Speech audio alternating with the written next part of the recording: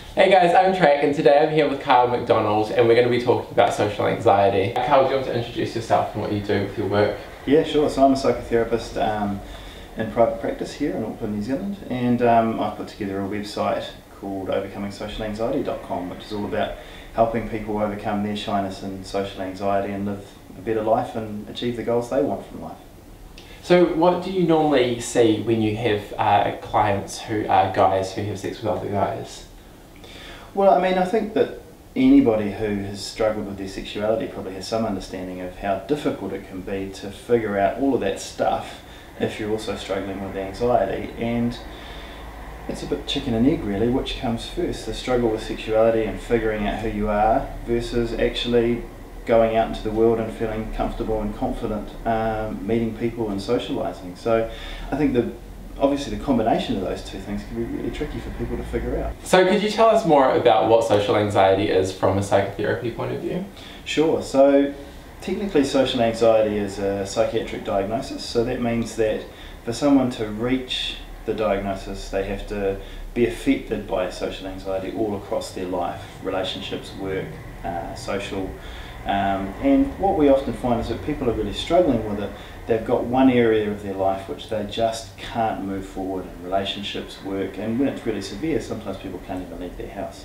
And the core sort of feature of it is a fear of embarrassment or being judged by others to the point where that actually stops people doing things. So people are frightened to go out to dinner with people because they're worried that everything they say is being judged and criticised.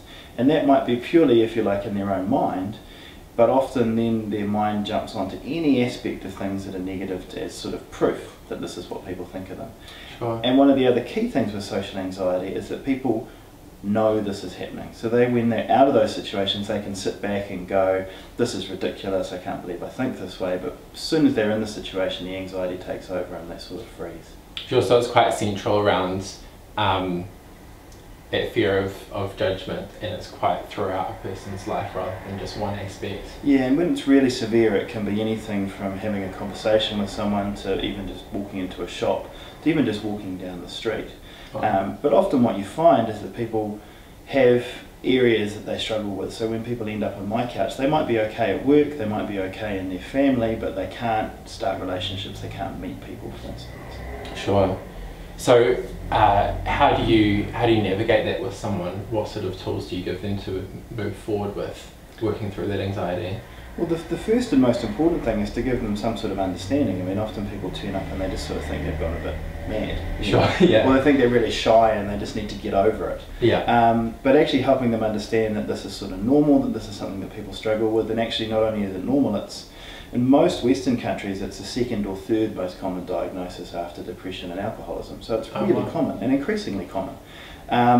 And then helping them understand that actually they can have some of those feelings of anxiety or nervousness and manage those responses and still behave the way that they want. So for a lot of guys who are meeting other guys, often that's done in online spaces through dating websites or particularly through apps. Yeah.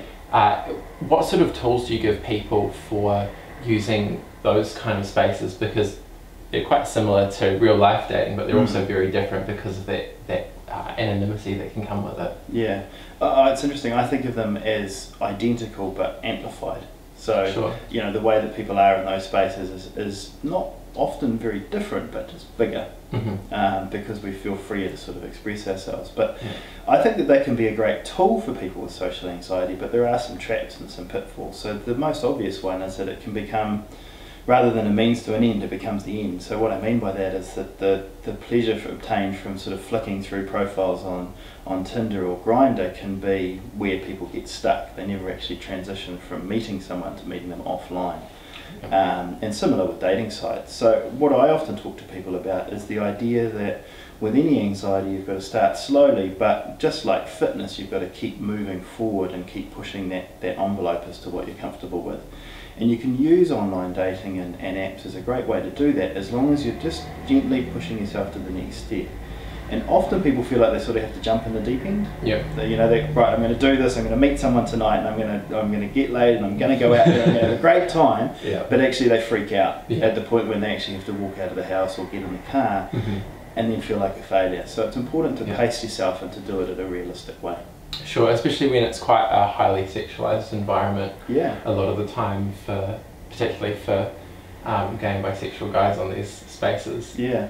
So that can create a lot of tension around what you feel like you're expected to do with someone. And that's the thing about normalising is I think that often people who struggle with social anxiety actually struggle just to tolerate the difference between excited and nervous. You know, Sure. that actually just it's normal to feel wound up Yeah. and keyed up in these sorts of situations when you're meeting someone for the first time.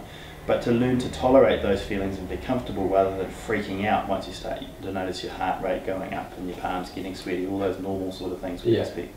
Yeah, so treat it as a normal date and normal nerves and Yeah. a normal experience between two people. Yeah. Rather than And being keep breathing. saturated.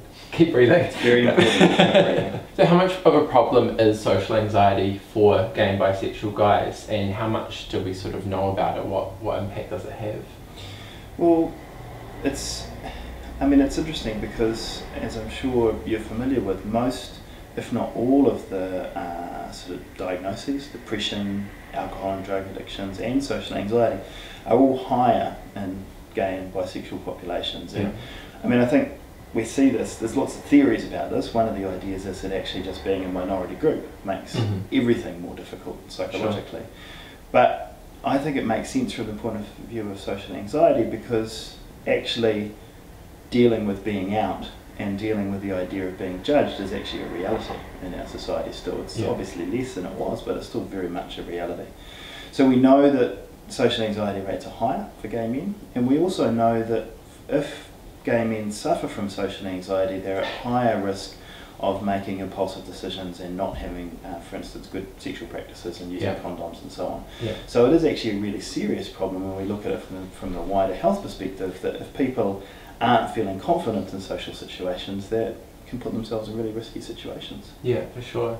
And we've seen a lot of data around that with our own program, particularly around lobbying for things like marriage equality and the policy environment that we live in and the empowerment that can come with that socially, from things like being able to get married or even homosexual law reform, all that kind of stuff, where it creates fewer barriers and makes it easier for people to address any problems or tensions that they have. So looking at this as a whole, what are sort of 3 key tips that you would give guys to walk away with this from, to keep in mind when they're interacting with other guys? So I guess the first one I'd say is to just, if you are feeling anxious or nervous, to recognise that that's normal. It doesn't mean that you're a freak or that there's something wrong with you, that actually anxiety is part of life and we all suffer from it. And the important thing is to keep moving. So I guess that's the second tip, is that if you find yourself avoiding situations because you feel anxious, just to set achievable little mini goals. So it might be that, you know, tonight I'm going to interact online with 2 guys on the dating site, and then tomorrow night I'm going to meet another guy, and then might be that actually allow yourself not until next week to actually meet someone offline. So take it gently. And I guess the third tip would be, if you're interested in thinking more about this, would be to Google mindfulness, because actually there's a whole bunch of really cool techniques around how to breathe and how to use our breathing and our focus and our attention to better deal with anxiety and be able to pay attention to what we want to pay attention to, rather than our mind running amok, particularly when we're anxious. Cool. Awesome. Well, thank you very much. My pleasure. It's been good to talk to you, Trak. Fantastic.